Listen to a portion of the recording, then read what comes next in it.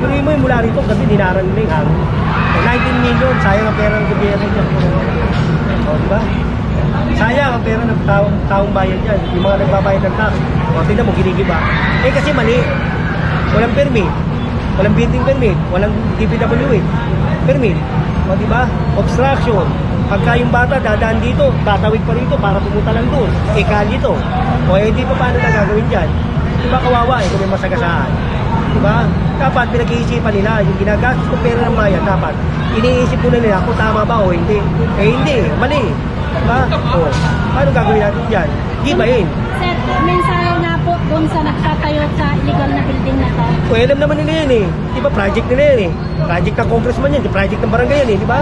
O, kaya lang, dapat iniisip muna nila kung paano gagawin nila dyan. O, kita mo. Diba? Eh, nakaka-perwisyo eh. O, diba? Kawawa yung mga bata oh.